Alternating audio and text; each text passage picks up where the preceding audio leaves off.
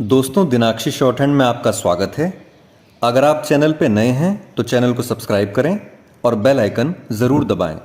Dictation 5 second बाद start होगी। Ready, start. अध्यक्ष महोदय, मैं आपकी आज्ञा से अपना बिल सदन के सामने विचार के लिए रखना चाहता हूं।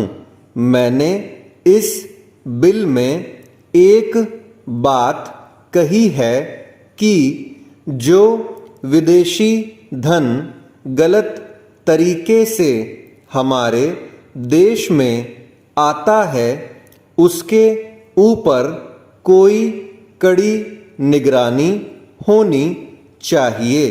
मैंने इस बिल में यह भी कहा है कि कोई भी पार्टी, कोई भी संस्था, कोई भी आदमी अगर विदेशों से धन लेता है तो उसकी सूचना तुरंत सरकार को दी जानी चाहिए। उस आदमी या उस संस्था के लिए यह भी अनिवार्य हो कि उस राशि का पूरी तरह से लेखा जोखा रखे और 1 वर्ष के बाद उस राशि के खर्च का पूरा लेखा जोखा सरकार के पास भेजे, ताकि सरकार को मालूम हो सके कि कितना धन विदेशों से आया तथा वह किस प्रकार खर्च हुआ। चेंज। इस सदन में इस संबंध में अनेक बार बहस हो चुकी है। स्वयं गृह मंत्री जी ने यहाँ कहा था कि वह इसके संबंध में एक बिल सदन में लाएंगे, लेकिन मुझे बड़े दुख के साथ कहना पड़ता है कि 2.5 वर्ष बीत जाने के बाद भी आज तक वह बिल सदन में नहीं आया। आज अगर कोई यह कहे कि मैंने यह पैसा अमेरिका से लिया है या चीन से लिया है या अन्य देश से लिया है, तो उसके ऊपर आज कोई भी मुकदमा नहीं चल सकता। आज हमारे देश में कोई कानून ऐसा नहीं है जो इस चीज़ पर प्रतिबंध लगा सकता हो। आज 3 बड़े बड़े देश हैं जहां से हमारे देश में पैसा आता है। कुछ पैसा अमेरिका से आता है, कुछ चीन से आता है और कुछ पाकिस्तान से आता है और छुटपुट अन्य देशों से। इस प्रकार का धन हमारे देश में कितना फैला है, अगर इसकी ओर आप ध्यान देंगे तो एक चिंताजनक स्थिति आपके सामने आकर खड़ी हो जाएगी। अगर इसी तरह से चलता रहा तो हो सकता है कि एक दिन हमारे देश की सुरक्षा, प्रजातंत्र की सुरक्षा खतरे में पड़ जाएगी। चेंज। विदेशी सेना हमारे देश पर आक्रमण न कर सके, इस बात की चिंता तो हमारी सरकार करती है, लेकिन विदेशी धन की कोई चिंता यह सरकार नहीं कर रही है। आज चाहे राजनीतिक क्षेत्र हो, सामाजिक क्षेत्र हो, शिक्षा का क्षेत्र हो, चारों तरफ विदेशी धन के जरिए बाहर के लोग हमारा गला घोंटने के लिए तैयार बैठे हैं। आप बड़े बड़े शहरों में जाएं तो पता चलेगा। चेंज। अध्यक्ष महोदय, पैसा देकर लोगों को जासूस बनाया जा रहा है। सीमा क्षेत्र में जाएं या पिछड़े क्षेत्रों में जाएं, चारों तरफ विदेशी पैसे के बल पर हमारे देश के साथ खिलवाड़ हो रहा है।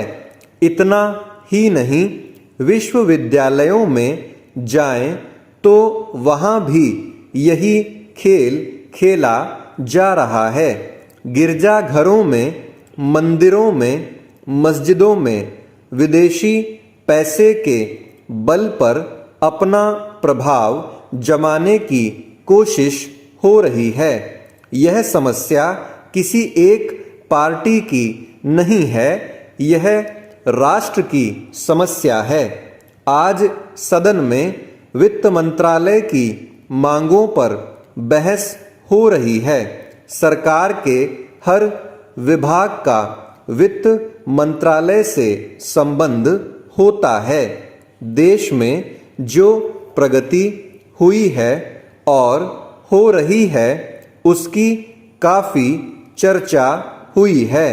जो प्रगति हुई है वह चारों ओर दिखाई पड़ रही है। कम से कम रेल विभाग में तो काफ़ी प्रगति दिखाई पड़ रही है। रेलों में अब भीड़ कम होती है।